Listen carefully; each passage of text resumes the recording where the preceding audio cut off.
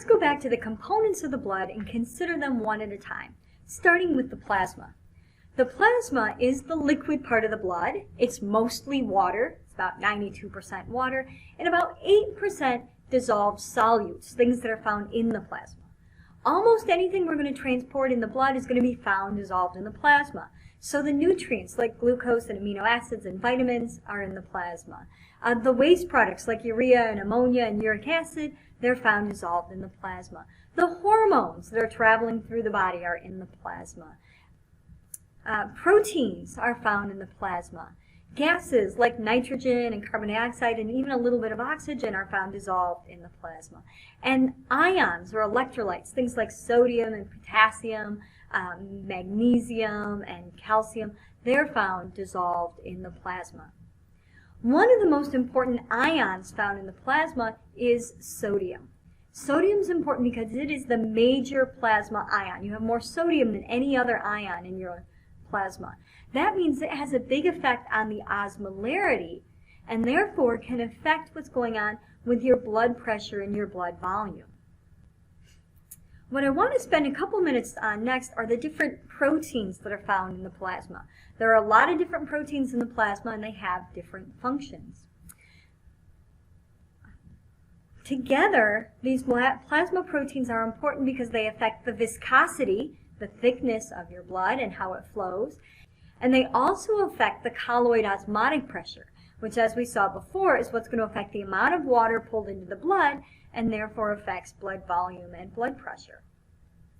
The main plasma protein is serum albumin. You have more serum albumin in your plasma than any other protein. Serum albumin is a big protein, so there's no way it should be getting out of your blood vessels. It stays in the blood to attract water into the blood vessels.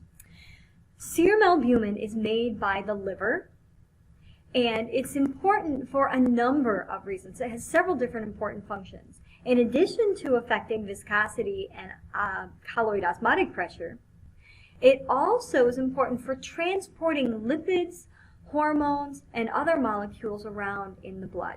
There are a lot of molecules that won't dissolve very easily in water. Think about fats. Fats don't dissolve easily in water, but we need to transport things around the body even if they don't dissolve well. A lot of those lipids that don't dissolve well in water can bind to serum albumin, and the serum albumin acts sort of as a little taxi that will carry those lipids through the body. The third important function of serum albumin is to act as a buffer. It can bind to or release hydrogen ions. And why is that important? To regulate the pH. So if you didn't have a lot of serum albumin, you may have more trouble regulating your blood pH.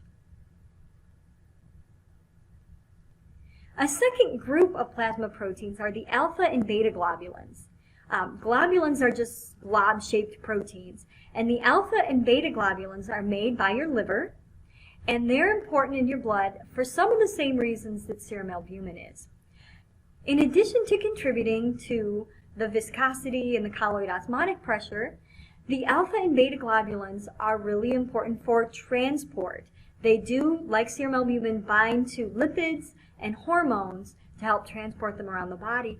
And alpha and beta globulin are also important because they bind to metal ions, things like iron and copper, which we need in our bodies but tend to be very reactive. You don't just want iron or copper floating around in your body because it will react with other molecules. So we bind them to alpha or beta globulins, and that allows them to be transported safely through the body without reacting with anything when they're not supposed to. Another important function of the alpha and beta globulins is many of them are involved in blood clotting. They're part of the blood clotting cascade that allows your blood to clot. So without them, you wouldn't have good blood clotting. A third plasma protein, which is also very important for blood clotting, is fibrinogen. Fibrinogen is a long protein that floats around in your plasma all the time, but when we activate the clotting cascade, then fibrinogen is important because it forms the main structural component of a blood clot. Fibrinogen, like the alpha and beta globulins and like albumin, is made in your liver. So the liver is very important for producing a lot of your plasma proteins. The last of the plasma proteins I want to mention is one that is not made in the liver, and those are the immunoglobulins.